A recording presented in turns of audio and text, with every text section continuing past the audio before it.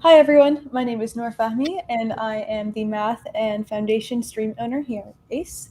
ACE, if you've never heard of us, is a community of machine learning practitioners and researchers who have gathered around topics in AI research, engineering, and products. We host free live sessions like this 3 to 5 times a week and produce premium content in various subject areas. To see more, visit ai.science and log in to access slides from this and other sessions and many more. Also, make sure to subscribe to our YouTube channel, ML Papers Explained, to get notified about all the live sessions and other free content we publish. We currently have more than 30 different streams that are focused on various ML topics, and this session is in Math and Foundations. So I'm absolutely delighted to present to you our speaker today, Professor Gunnar Carlsson from Stanford University. Good afternoon and good evening, I guess, on the East Coast. So I'm very happy to be invited to speak to this audience. I'm a mathematician, originally by training, but have gotten into machine learning over the last 20 years. And I'm finding now that there are sort of overlaps and between the disciplines. And kind of that's what I'd like to talk to you about today. So under the heading of topological deep learning. So first of all, like here are the authors of the main work that I'm talking about. I will also talk about some work with my other student, Richard Gabrielsen. But these are the four authors of the paper that I'm going to be discussing. So question, what is deep learning? I suspect this audience already knows, but let me just lay it out here. It's a methodology based on neural networks.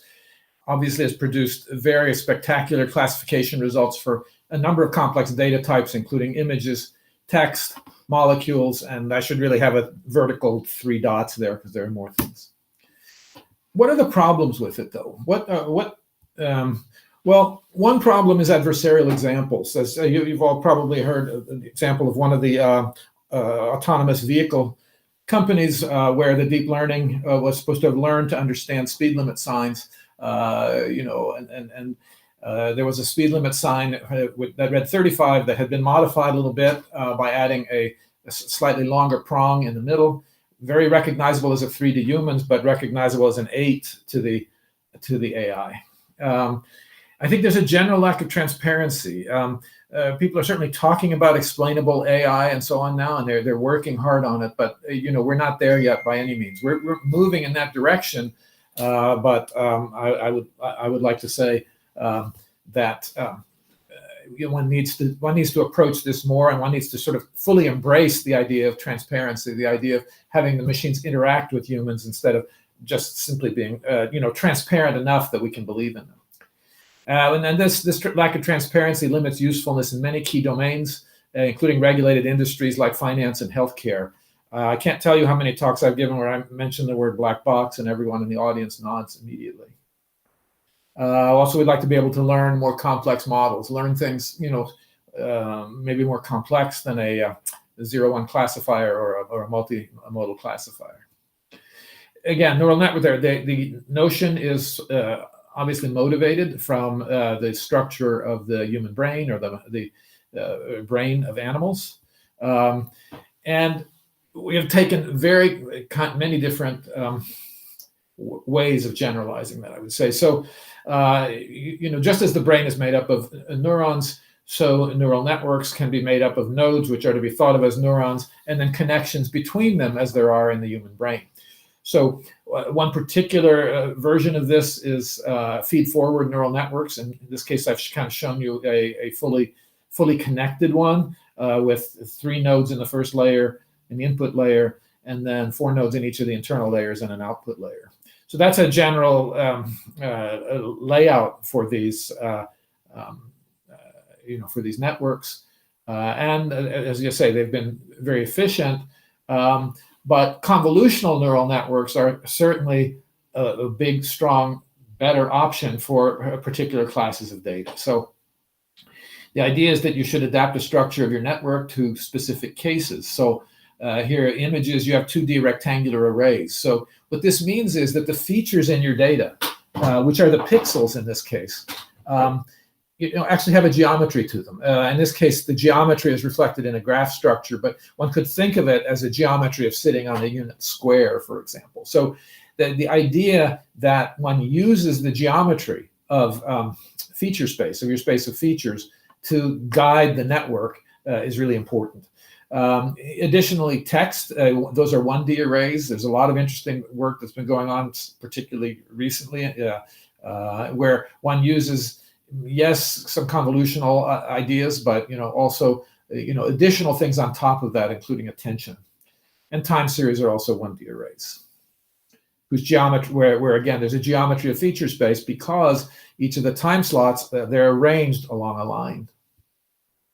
So here's again a schematic for the convolutional neural nets. Each of the layers consists of collections of slices, and each slice is itself a rectangular array. Sometimes one lowers resolution on that as one changes the layers, known as pooling, and ultimately one builds these networks like this, which are sparsified to recognize the fact that what we want to do is we want to capture features that are local. That is to say, we're not hoping in this context to recognize long distance relationships. That is something that one might do with attention.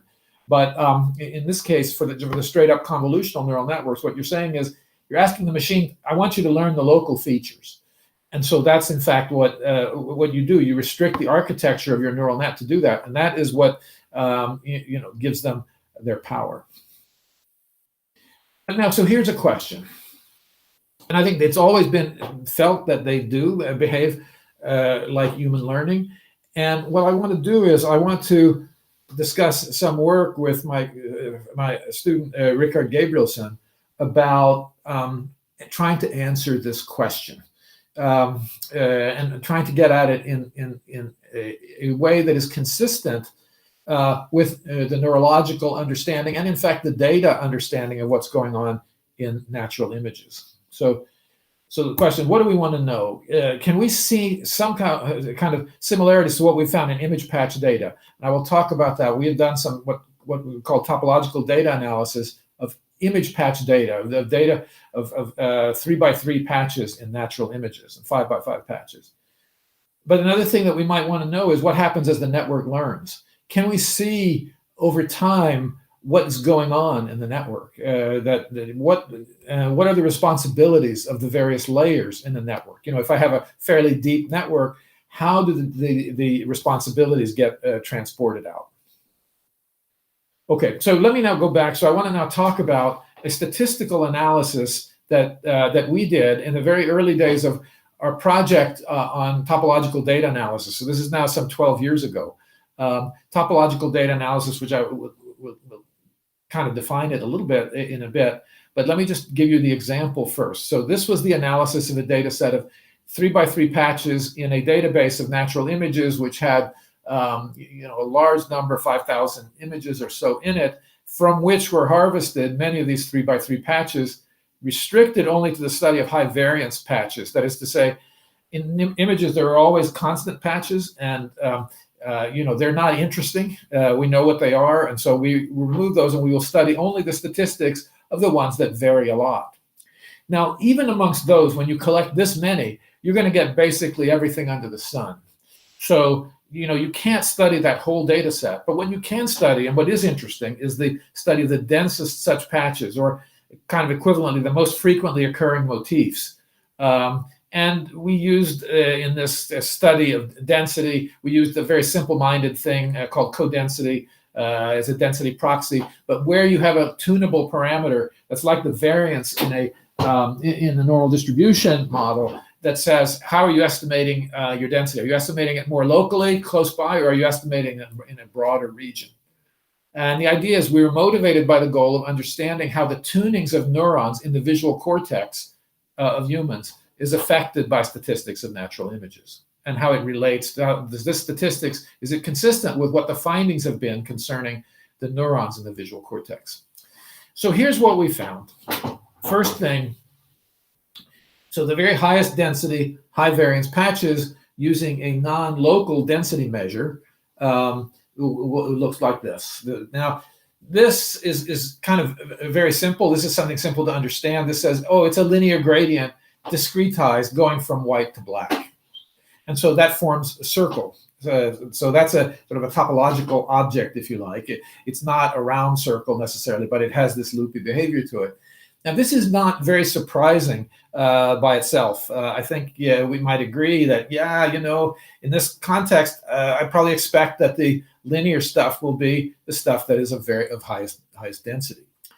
But we thought we would try to change the density measure. We'll take it to a more local one. So we'll get a more refined measure of density, measuring a smaller number of points around it. And frankly, we were expecting to get a consistent answer with this. But instead, what came out was this. So it turns out that we have a more local density measure here. And in that case, you actually get 3 circles. But they're not disjoint. They're actually hooked together into what I would call a 3-circle model. What you can see here is that I've got the 3 circles.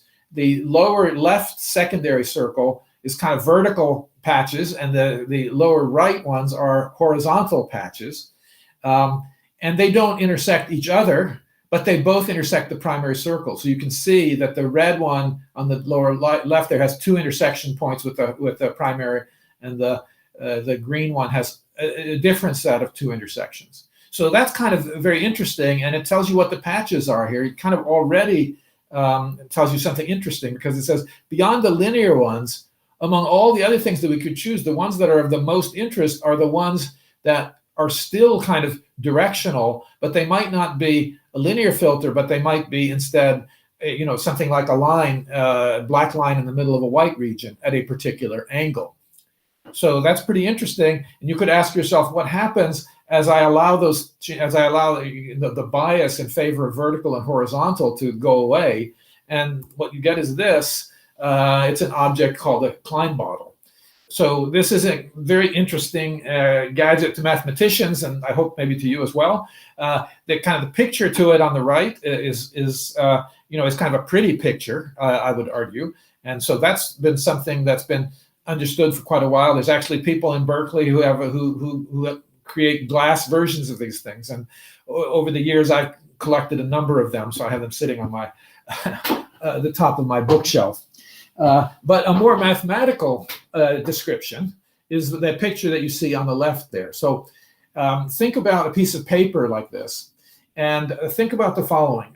Suppose that first that I'm going to do a Mobius band. So I'm going to take the left-hand vertical side and connect it up with the right-hand vertical side with a twist. So that would create a Mobius band. And as you can see, that's kind of consistent with what happens here. So, here you see my arrow. This patch is the same as this patch. So, and so that primary circle, which we called the big black circle before, is now this red circle here. It's a circle because those 2 red lines connect in such a way as to form a circle, because of the fact that that upper left one connects to the lower right one. The 2 secondary circles that we've got are sort of the vertical things here, and they connect up on the from top to bottom without a twist. And the interesting question that you could have is, well, can't I do that in paper? Can I also, once I've made a Mobius band, can I start connecting up points, together with their opposites in the vertical direction? And the answer is, yeah, you can do that to a point, but at a certain point you'll tear the paper, because this space is provable, cannot fit inside 3-dimensional space. It can fit inside 4D space, but that's not where we are. Okay, now, so how does all this relate to the visual cortex then? The primary visual cortex is the lowest level processing unit in the human visual pathway beyond the retina. There are various higher levels that perform more abstract tasks, that recognize more complex objects and so on. Hubel and Wiesel, a long time ago, actually, I think it was the 60s or maybe even the 50s, showed that individual neurons are tuned both to edges and to lines. And so those are the gadgets that are captured in this Klein bottle. They are basically edges and lines. And so we would argue that the statistical finding that we have is kind of consistent with the idea of compression of frequent signals. That is to say, if you're doing engineering, and you're trying to compress, some detector into as simple as possible a form, or as small as possible a form, what you'd want to do is you'd want to recognize the frequent signals with a small number of bits, with a very small number of bits, maybe even 1 bit. And that's the choice that's been made in the V1, in the human V1, because it says individual neurons. So that's to be thought of as a bit here. I mean, of course, it's got a continuous value to it. So the analogy is not perfect, but we're tuning individual neurons to capture those lines rather than asking that aggregates of them do so. And that is because those signals happen frequently. And so it's desirable to kind of compress them into smaller bits. And so here's just an idea of the visual pathway. Again, the visual field and moving up to these higher units. So, and then here we know that edges and lines get captured at V1, but then at the higher levels, you see things that are more complex, certain shapes, 3D objects, and even faces. Okay, so now what we did here, what I just described for you, was found using the first ideas in an area called topological data analysis, which says that the data has shape often, and that the shape matters. The shape is the most important thing, or as I should say, it's the first thing that you want to know about your data set. Sometimes when you know the shape, it gets you everything you need to know, the kind of information you need to know. Often other times you need to build something additional, but informed by the geometry and the shape of the data. And so that exercise that I just talked about studying those image patches, found that the shape of a certain high density collection of image patches is in fact that of a Klein bottle. So now what's topological data analysis? Let me talk about the shape of data. I'm going to go at it from point of view of kind of discussing why we want to do it. So we've got, when I have a data that looks like this, it's something that I'd want to attack with linear regression, because this data is well approximated by a line. And when you have data that's like that, linear regression is absolutely the thing that you want to do to model that data, because it takes, say I've got 10,000 points that fit along a line, then that line can summarize those points with effectively 2 parameters, a slope and a y-intercept. So, so that's an excellent thing when you want to do it, but not all data fits on lines. Data like this, for example, is a little different. So in this case, we can't approximate it by a line, but we can do cluster analysis, which is actually approximating the space by a shape, but the shape is 3 discrete points instead of a line. But nevertheless, it's the approximation by a shape. And both these 2 areas, regression and cluster analysis, are very highly developed areas within mathematics and within statistics. But we're not done, because we might have this kind of data come in where the shape looks like this. So this is kind of loopy data, and it appears like this. It's approximated by a loop. It occurs when you have sometimes when you have time series or other with periodic behavior or perhaps recurrent behavior. So recurrent meaning not fully periodic, but just going through patterns one after the same pattern over and over again, but perhaps at different time intervals. And so an approach we could take here would be to say, okay, great, we see that there's this loop possibility. Let's build a loop detector, okay? And we could do that, but we would have a little bit of worry in our minds, because we might say, I think I'm going to build this loop detector and it'll fit there nicely along the clusters and regression, but then I'm going to run into a different data set that looks like this one, and that's a different shape altogether. So maybe I need to, and by the way, this kind of data can appear, this is what I would call flared or, flared data. And an example of where that might occur is if I take sensors from an airliner flying at altitude in normal conditions. Non-turbulent conditions might be the central nodes there, and then the nodes at the other tips might be takeoff, landing, and turbulent conditions at altitude. So, so what this suggests is that one should develop a method for modeling data that is not, dependent on a particular choice of shape, but a method of modeling the data that can accommodate all shapes. So think about topology here, and I apologize if you look very closely at that figure on the left, you can see some edges in that network. They're not showing up very well on my screen either. Sorry about that. But in any event, it's a network. Topology is an area that was essentially started by Leonhard Euler in 1736 when he tried to ask what are the how many ways are there of traversing all the bridges across the River Pregel in Königsberg in old Prussia? And actually, he had a much more refined question. It was just, can I do it? Can I cross them all, crossing each one exactly once? And he realized that there was a lot of complexity in that picture on the right.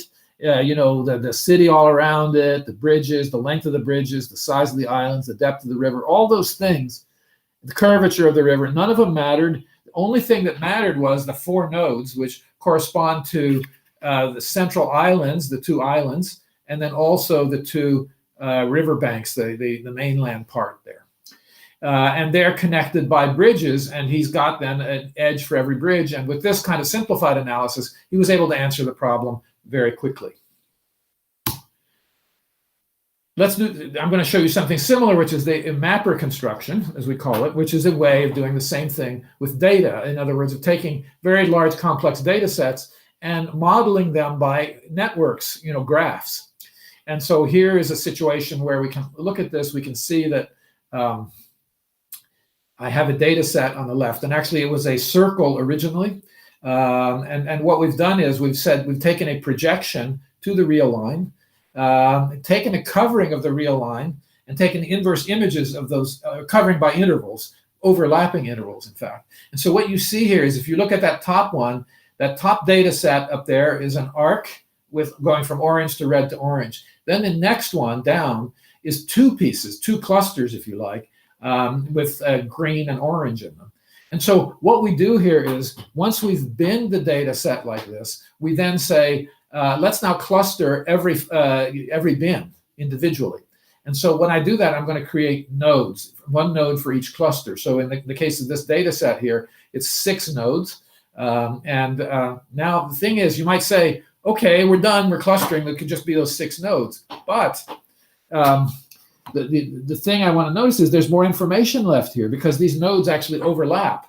And so one thing that I could do to kind of capture the geometry, the graph structure here, is to say, I'm going to connect up 2 nodes if the corresponding clusters, partial clusters they are, because they're clusters within bins, if they overlap. And so that's the picture that you see on the right there. And you can see that I kind of captured the circular behavior in a hexagon. I've lost some curvature information, but on the other hand, I have a simple model of it. So this thing, and of course it's never this simple, but this thing works very, very well in studying various kinds of data sets. We've used it in many examples, which I'll show you. Anyway, the point of topological modeling here is that the model output is a network, not equations. So in terms of what do we mean by a mathematical model, it doesn't have to be equations. It can be networks. It's not just visualization either, or when I put the graph out there, it's got many capabilities, including selection, segmentation, coloring, hotspot analysis, explain various nodes, and topological feature creation. So I won't take you through all of these, but it's just that the idea of a topological model is it has a tremendous amount of functionality. So now here is what, let me tell you what this was. So this was now a study of a convolutional neural network for MNIST, which I'm sure is a familiar data set for you guys. So, and what we did is the following. In a convolutional neural net, what you have is you have in the second layer, every node in the second layer is connected to 9 nodes in the preceding layer. So if I've got 2 rectangular things of the same size, I'm going to connect up to all the 3x3 nodes, collection of nodes that contain that node as its center. So what that means is that for each node in a layer, in the layer 2, say, I can collect a collection of 9 vectors. In fact, they're kind of rectangular arrays of weights. So let me say, the edges coming in are parameterized by these 9 points. And so, of course, the neural network assigns to them weights. And so what I get is I get a vector for each one of those, a 9 vector, in fact, what could be thought of as a patch. It's just that it's a patch of weights, not a patch of grayscale values. And so when we do this, and we do the analysis of that set entirely analogously to what we did with the image patches, this is what we got. So you can see that it's a circle. It's exactly that same primary circle. But I would say to you more. You might tell me you might say that I'm sort of snake oil salesman, I've just built this network to look this way, and how can I tell that it's actually that's what's in the data? Well, there's something called persistent homology, which is part of topological data analysis, which allows you to detect the presence of loops and the presence of components. And so the long bar at the top there says that this space is connected, and the long bar at the bottom says that, oh, there is a single loop. So we've really in fact, we really have captured it. Now, one of the things that I was asking about is, can we watch how things learn? And so this is on CFAR 10 now, which is a different data set. And this was, again, just a 2-layer thing. It's quite interesting what happens here. And I think this is not typical of what always happens. I think with deeper networks, you wouldn't see this. But just to give you a sense of how one can see what's going on inside the network, what you see here are mapper things built on these weight spaces. Now, so initially they are just a carpet. So as you can see there, after 100 epochs, I guess it is, then that's what you see. So there's nothing there. Now, what we've done here is we've taken the mapper network and what we've colored it by number of points within each node. So remember, in mapper, each node is a cluster, so it's a collection of points. And what you can see is that there are many, many more points around the boundary. So it's heading towards being a circle in that second, after 200 epochs. Nothing much has happened in the second layer. So we're looking at the first layer there. At the third, after 400 epochs, all of a sudden, now there's actually a real loop there. So that's how long it's taken to develop it. Still nothing happening in the second layer. And now here's what's surprising. If you now look at the next one, you can see that the circle is starting to degrade. And in fact, as you pass further to the right, it's degrading more and more. And it's turning into something that's more like 4 points around the boundary, and then maybe something exotic or interesting in the middle. Meanwhile, what's happened is then that you start to see that the second layer is starting to compensate. The second layer is starting to see, so after 900 epochs, the second layer is starting to see that, the first layer is not capturing the primary circle so well anymore. I better pick up the slack. And so after 1,000, that's even more pronounced. And then after 2,000, it's really quite pronounced. So that's a pretty interesting phenomenon. I think it's due to the fact that we don't have enough layers, but it's very interesting. And it points out the fact that it's possible to study these internal states. Now here is a CFAR 10 in sort of a different context. So this is where we allowed the colors in there and so forth. So and here that 3-circle model that I mentioned to you shows up very, very nicely. And even its persistent homology version there, as you can see on the right. It turns out that there are supposed to be 5 loops in that 3-circle model, and they do show up quite nicely as 5 long bars in that same persistent homology measure. And finally here, this is a VGG16. This is a very deep network. And now here you can see that what's happening is that you're getting that actually every layer up and through layer 10 or so has got a very strong primary circle, but they have managed to have as high density other things of more complexity. So you can see at layer 5 there, for example, there's an intersection thing there that's being collected, and in layer 7 you can see another crossing or intersection, and also something I would call a white bullseye in the middle of a black region. So here now we're getting some answers. We've gotten some way of looking at what's happening as the learning is happening in a small network. Here we're seeing what the responsibilities of the various layers are. And we managed to hard code some of this information in here and got improvement and speed up in learning and so on. I'm going to pass over this bit now to get you to, because we've done a much more extensive study of this in the present paper. Okay, so PDA and deep architectures. Just in general, convolutional neural nets use the grid structure on the set of pixels in a critical way. The idea here is that we're going to build features that occur as follows. So if I take the image patches that correspond to points on the Klein bottle, I'm going to take those and I'm going to dot each of those with a given 3x3 patch or a given point in an image. And I'm going to get a feature for the images, but now the features are parameterized by points in the Klein bottle or by the circle if I only use the primary circle. So I'm adding to the geometry here. I'm saying, look, the geometry, I've got the grid geometry, but I'm going to cross that with a Klein bottle at every point that captures the edge and line behavior. So what we're going to do is we're going to build a network based on that statistical finding about the Klein bottle. So in this case, we have discovered them, the feature sets that carry geometry, so primary circle and Klein bottle and so on. So one can use the geometry to design architectures. Now I want to show you very quickly here, and I realize I'm running over a bit, so let me move very quickly to the following.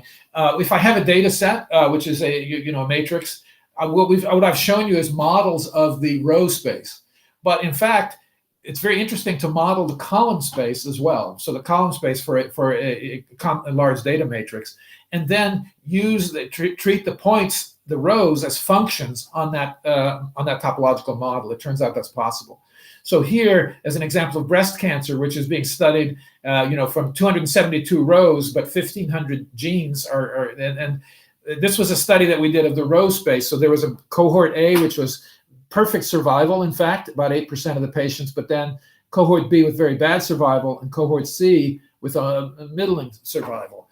What we can show you is that in the feature space of that, so what you'll notice here is I have some graphs. Each of them are feature spaces. These are mapper constructions on the features for that situation. And you can see that cohort A colors much differently from cohort B and cohort C from cohort B. So this kind of thing can give you understanding, and it would be rather simple to build a classifier here for cohort A versus cohort B based on the geometry of this feature space. I'm pointing this out to you that we can do that by eye, but the machine is going to do it. We're going to enable the machine to take feature spaces like this and make the classification process easier. And here's another one from the UCSD microbiome. Again, the lower left is healthy, lower right is ulcerative colitis, upper right is Crohn's disease. And you can see that the colorings have some very characteristic patterns and are rather simple whose distinctions it's rather simple to understand.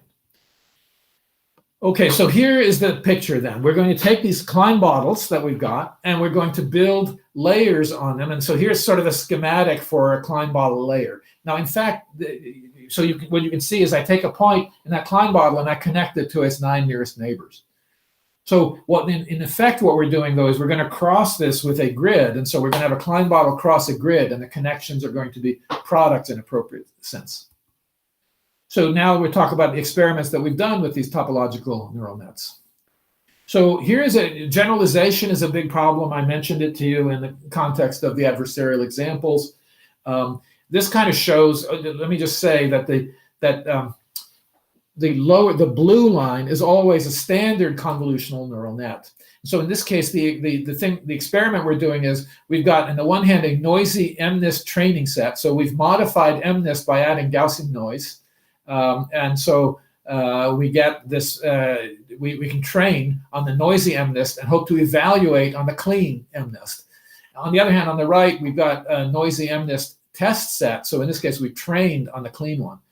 And again, the blue line at the bottom, does not ever get to anywhere very good on the generalization question. But the various forms of our convolutional, Klein bottle and circle convolutional neural nets do quite well in various directions. And here's a similar thing in MNIST to SVHN. So SVHN, as you might know, is a house numbers data set. It's got color to it. It's also got, the digits are embedded in a lot of noise. It's a harder data set to deal with. And so to generalize from the one to the other is a complex question. Where we do pretty well, SVHN to MNIST. What I will say is that the particular choice here, the convolutional features plus a particular choice of second layer, also based on the Klein bottle, produces the best generalization by far, and it gets up to 35 or even up above 35% classification from MNIST, which is the much easier data set to SVHN. And this is Kaggle, kind of a similar story, although not as dramatic, because Kaggle is a much more complicated data set where there are lots of other things that we would want to do here. Learning rates, the distinctions are not so pronounced for MNIST, because MNIST is a simple data set, although you can see here that the KF plus circle layer does quite well, and they all get to about the same point. But SVHN, which is a harder data set, it's much more dramatic. You can see that the Klein features are the ones that capture the story the best by far. And also U.S. Postal Service, a similar story. This is another data set of digits where there's actually smaller number of pixels. I think it's 16 by 16 instead of 28 by 28. So let me say, now of course there are methods that one could do, ResNets and other things like that, that use convolutional layers in here. So the idea for us was to do a comparison with convolutional layers, because the way we anticipate these methods being used is as plugins. Wherever you use any kind of convolutional layer in a potentially more complex situation, you'd want to plug these in because you're going to get faster learning on much smaller amounts of data. And then I'll conclude now by that we, in the paper, we also dealt with this UCF 101 video classification. So here it's got pictures of humans performing various actions. It's a hard data set to learn on. Mostly what's done is people learn on much larger data sets of images, of videos, and then apply those findings through some kind of transfer learning method to this data set. And with training with very large amounts of data, one can get to a high degree of accuracy. Here, what we're demonstrating is that you can get to a moderately good degree of accuracy, but almost instantaneously. In other words, this is, first of all, we have not taken any data outside the UCF 101 data. This is training purely on that data. And you can see that we get up to the 0.7 rather rapidly. I mean, in less than 10 epochs, we get to the total area, which is at a higher point where a standard convolutional layer never gets to. So the way this is done, by the way, you might say, well, video, you just justified for me that from images, you justified for me the Klein bottle. Did you have to do some kind of experiment on videos? No, we didn't, but because what we did is we said, well, look, once we understand the still images, there is a natural, if you think about these things, there's a very natural extension of the Klein bottle to video, and it's called the tangent bundle to the Klein bottle. And in fact, using only parts of that tangent bundle is what we use to get to these results. The actual tangent bundle is itself a 6-dimensional object, which is a little too large to work with. I think there are things one could do to do even larger things, but just selecting the things which basically corresponded to local translations and local rotations got to this kind of situation. All right, so I will thank you all for your attention, and I'm happy to take questions. For sure. Thank you, Professor. Yeah. So the first question is from Mushtaba Alam. And they asked, sorry if you already covered this, but what motivated the Klein topology as opposed to any other topology? Right. Okay, so what motivated it was the following. And let me see if I can hang on now. I need to, sorry, I think I should. There we go. Okay, now, so, right. So maybe I stop presenting at this point. So, right. There we go. Okay, so how did we choose it? Well, the thing was this, that I showed you those barcodes, those bars that were those are sort of fingerprints for shapes. And frankly, the whole goal initially of topological data analysis was to understand to what extent those kind of things, which are something coming from pure topology, which has this notion of homology. It's a fantastically rich subject. It allows you to classify shapes. It allows you to classify maps between shapes. Very interesting subject, but it had always sat on the very pure side of mathematics. And the whole idea was to say, well, we're going to take these homological signatures and we're going to extend them to point clouds, to a sampled situation rather than a complete information situation. And so what we're able to do then, using those methods, is to see that the homology of that primary circle matched up perfectly with the homology of the ordinary circle. And secondly, that the homology calculations for the full, the larger set with a less tight density threshold turned out to be the homology of a Klein bottle. The reason that we pulled it out, that we were able to pull it out, is because there's a known classification of all two-dimensional surfaces. And so we could see which one could it possibly be, and it would be the Klein bottle. And once we saw that was a strong indication that it was there. Then you find it instantly, and you find that there's an embedding of a Klein bottle in there, which captures the very high density region. So that's the motivation, that's the interest, in a sense, in the homology part of topological data analysis. Awesome. Another question that we had is what's happening geometrically with the Klein features layer? And how does that compare with a regular convolution layer? Right. So here's the story. Really, when you use ordinary convolutional layers, the the neural net has to learn that lines and edges are important. Okay, and so it does that. That's kind of what we demonstrated in the scientific work with Ricard that I showed you. We demonstrated that that's what it's having to learn. What we're saying is, actually, now that we've learned that, we kind of believe that edges and lines are important for all classes of images. And so what I'm going to do then is I'm going to say, let me not require the network to learn that every time. Let me feed it those things. And furthermore, let me build an architecture that's well adapted to that. And let me then, compute with it. So that's kind of, that's how they're built in, and why the fact that they give this speed up in learning and improvement in generalization comes from the fact that, you're not having to learn those things from the beginning. And so I think that's pretty important. And the same thing applies to video. And I think it will apply to a lot of situations where you can get good geometric models for your feature space. It's actually a form of what I would call signal processing. In fact, topological signal processing, where signal processing may be defined in the most general ways. It's somewhat very much like feature engineering. I would say that it's feature engineering with the additional tweak that the features actually should be understood as functions on some geometric object. And so the idea that you would do some signal processing to allow the neural net to function better is not a big stretch, because signal processing is something engineers do all the time. Awesome. We also have kind of a meta question from Mohammed Anwar. And it's, if your given input data is actually a graph, can you still apply TDA to it? Okay, so now okay. So there's a couple of questions here. So if it's actually that the input data itself or the features of the data are a graph. So let me answer both.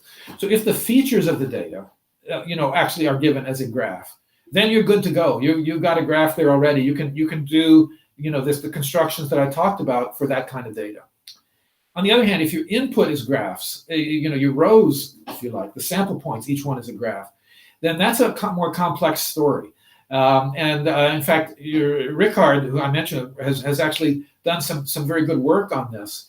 But it's hard to know what the features are for graphs. You want to identify some features that allow you to distinguish between graphs and hopefully perform some of the classifications that you do.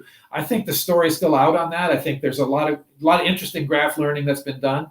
I have a feeling there's a lot that can be done to systematize it and make it better. So it's a kind of a very rich area, I would say, for future investigation. Awesome.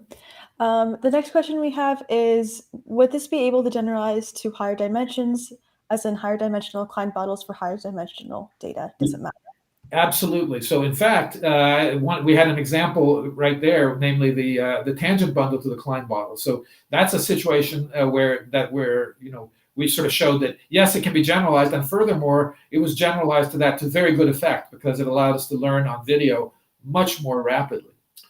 But there's more. So, for example, there's a lot of 3D imaging. Just before I came to give this talk, I was listening to a beautiful lecture from some MDs who've been working with 3 and 4D computation, CT imaging. So they've got solid imaging and even solid imaging with time. So computer tomography. And so in this case, there's a space there too. There's a space which is called the tangent bundle to, the tangent bundle to the projected plane, actually to a bundle over the projected plane, and the bundle over the projected plane itself. So those two things, we understand what those things are. So they're a nice feature set that's ready to go and study problems in there. And that's one of the things that I'm really excited to do, because medical imaging presents all these opportunities for trying to understand the images better. So the machine learning is hard, because of the fact that it's video. As you probably know, video machine learning is still very hard. For sure. Another question that we have is, do we still perform pooling? There are analogs of pooling. We didn't find that there was much, we didn't get much effect from it. On the other hand, we have done nothing near exhaustively here. Basically, we mostly considered 2-layer networks, except in the case of the video, where it was a 12-layer ResNet with these Klein layer plugged in at the beginning. So I think there's a tremendous amount of analysis to be done and to understand, the effect of pooling and so on. But yes, we've looked at it and we didn't find that much effect. Awesome. Another question that we have is, are we able to impose statistical inference on TDA at all? So there's a lot of work being done on that. And I think that I suspect the question that you're asking is, can I actually infer that something is a Klein bottle or is a sphere or whatever it is from what I'm doing? And so there are two problems with it. The one is, you could ask just to infer that the homology is some particular collection of numbers. The rank of the homology, the number of long bars, for example, that one would count there. And that is something that, is quite a reasonable statistical problem. There's a space of those barcodes that I showed you. It's a complicated space, and people are studying distributions on that space to attempt to do inference in various contexts. And they're proving theorems. At the moment, the theorems are kind of general. My feeling is they need to be put into practice and used in some situations so as to drive that development further. There's another aspect to it, though, which is that those persistence barcodes that I showed you, the correspondence from shapes to persistence barcodes is, while it captures a lot, it's also many to one. And so the idea is that you may want to try to do inference to capture, is that shape honestly something, one thing or another? And that's a much harder problem. Even in ordinary topology, the idea of saying, oh, I have the homology that looks like this, is the space, Klein bottle? In the case of the 2D things, we can say yes, because in fact, we have a classification, but in no higher dimensions do we ever have any classification like that. And so one needs further tools to address that gap as well. I know Professor Sakurji over at Duke had converted the space of persistence homologies over to polar spaces to perform statistical inference and to find things like variance, mean, and basic. Yeah, that's what I'm saying. So yes, there's been a lot of theory done around it. There's a nice framework, and my feeling is that what one needs to do is to go out and try to, really push it and use it and try to understand it in some real tasks. And that's kind of the next step. It's a very nice framework that's been developed. For sure. We have one last question, and it feels a bit like a joke, and it's, do you believe in the Riemann hypothesis? Well, I don't think my opinion counts particularly more than anybody else, but I'm always an optimist, so yes, I believe in it, but I can't give you a good argument for it. As we all. So with that, guys, thank you all for joining us, and thank you so much, Professor Carlsson, for joining us today. Thank you. It's great fun. And to see more free content like this, visit ai.science and log in to access slides from this and other sessions and many more. Also, make sure you subscribe to our YouTube channel, ML Papers Explained, to get notified about all the live sessions and other free sessions and other free content we publish. Thank you, guys, and have a good night. All right. Bye-bye.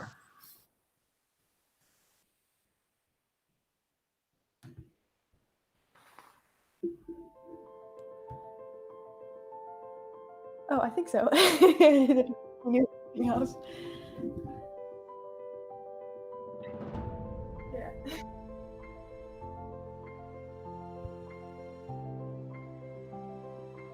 Yeah, I was very impressed.